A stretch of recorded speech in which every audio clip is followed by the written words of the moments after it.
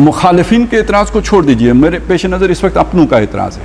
اپنوں سے مراد یہ ہے کہ جو دین سے محبت کر رکھتے ہیں، جو دل و جان سے کہتے ہیں کہ اسلام غالب ہو جائے، لیکن وہ بھی اس پہ اعتراض کرتے ہیں۔ ایک اعتراض یہ ہے کہ دیکھیں یہ دین تو کامل ہو گیا تھا نا حضور کے دور میں، الیوم اکملت لکم دینکم واتممت علیکم نعمتی ورضیت لکم الاسلام دینا۔ جب وہ کامل ہو گیا تھا تو اب اس میں تبدیلی کون کر سکتا ہے؟ دین میں تو تبدیلی نہیں ہو سکتی، اور واقعی بات سچی ہے، دین میں تو تبدیلی نہیں ہو سکتی، کسی کے پاس یہ حق نہیں ہے کہ وہ دین کو تبدیل کر دے۔ اب اس کا کیا کریں گے؟ ادھر ضرورت ہے کہ آپ اس میں کوئی تغیر و تبدل کریں، یعنی اس ماڈل میں جو حضرت عمر رضی اللہ تعالیٰ عنہ کے دور کا تھا، اور دوسری طرف دین میں تبدیلی ہو نہیں سکتی۔ تو یہ جب اعتراض آتا ہے تو اپنی جگہ پہ یہ اعتراض ایک طاقت رکھتا ہے، ایسا نہیں ہے کہ اس کے اندر کوئی دلیل کی طاقت نہیں ہے، کیونکہ اس چیز کے ساتھ جڑ کے الیوم اکملت لکم دینکم واتممت علیکم نعمتی ورضیت لکم الاسلام دینا، اس کے ساتھ جڑ کے وہ بات بظاہر بہت مضبوط ہو جاتی ہے۔ لہٰذا اچھے بھلے مخلص لوگ پھر اس میں کہنا چاہیے کہ کنفیوژن کا شکار ہو جاتے ہیں، ابہام کا شکار ہو جاتے ہیں۔ دوسری بات یہ آتی ہے کہ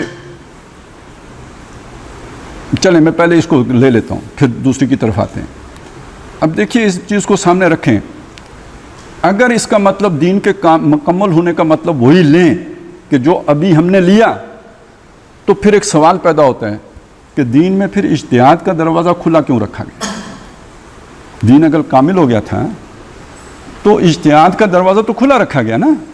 نبی صلی اللہ علیہ وسلم کے اپنے دور کا معاملہ موجود ہے کہ آپ نے ایک صاحب کو گورنر بنا کے بھیجا، انہیں بتایا فیصلے کیسے کرو گے، انہوں نے کہا اللہ کے حکم کے مطابق، اس سے نہ ملا وہاں تو رسول کی سنت کے مطابق، دونوں میں نہ ملا تو میں اجتہاد کروں گا۔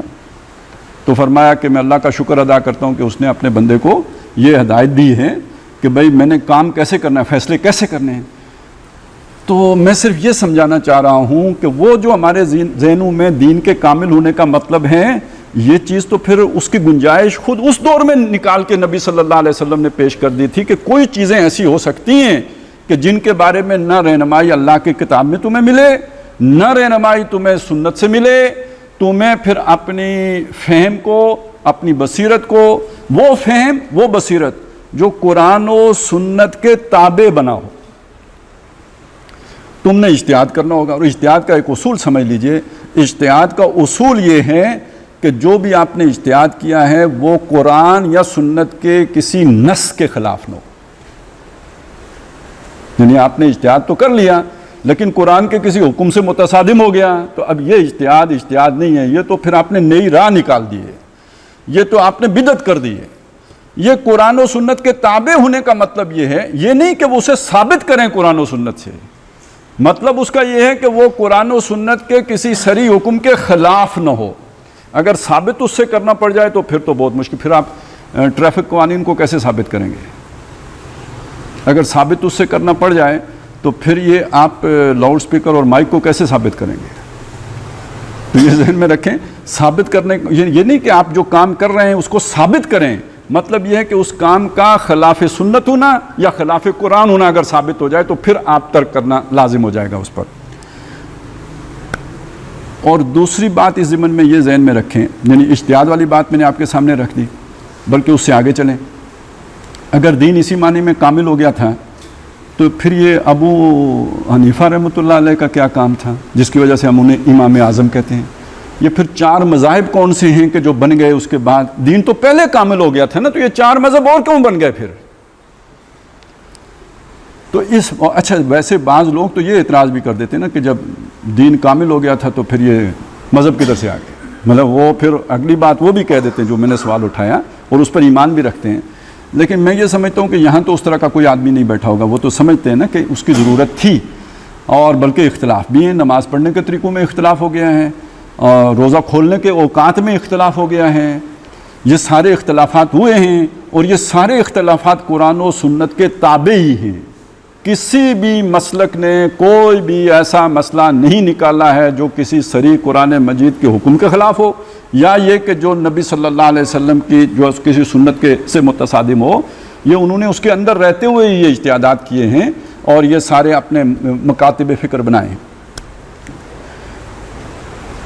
اب آ جائیں دوسری چیز کی طرف. یعنی ایک چیز تو میں نے آپ کے سامنے یہ رکھ دی کہ اجتہاد کی گنجائش تھی، تو اس کا مطلب یہ ہے کہ وہ تکمیل کسی اور معنی میں تھی.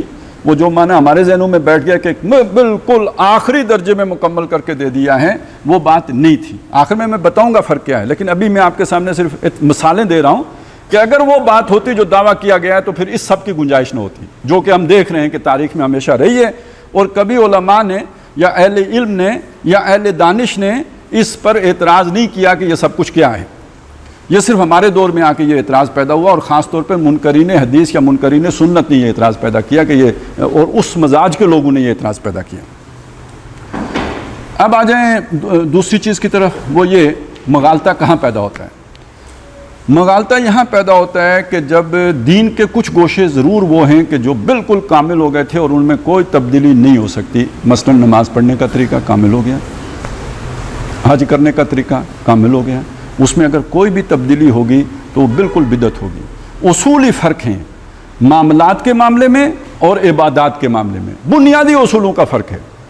یعنی ابھی میں نے جو آپ کو چیز بتائی ہے کہ کسی بھی چیز کا نبی صلی اللہ علیہ وسلم کی سنت کے خلاف نہ ہونا، قرآن کے خلاف نہ ہونا، یہ اس کے جواز کی دلیل ہے. لیکن نماز پڑھتے ہوئے جو بھی آپ عمل کریں گے اسے سنت سے ثابت کرنا لازم ہے. فرق ہو گیا نا، الٹ ہو گیا بالکل.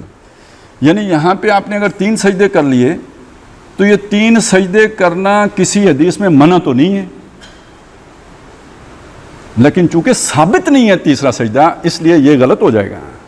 عبادات کے معاملے میں اصول یہ ہے کہ جو کام بھی کریں گے اسے قرآن و حدیث سے ثابت کر کے کریں گے، اس کے بغیر آپ نہیں کر سکتے. لیکن معاملات کے ضمن میں اصول یہ ہے کہ ہر کام کرنے کی آپ کو اجازت ہے سوائے اس کام کے کہ جو قرآن و سنت سے منع کر دیا گیا ہو. بہت بڑا فرق ہے. اس فرق کو اگر آپ ذہن میں نہیں رکھیں گے تو وہ مغالطے کا ازالہ نہیں ہو سکے گا.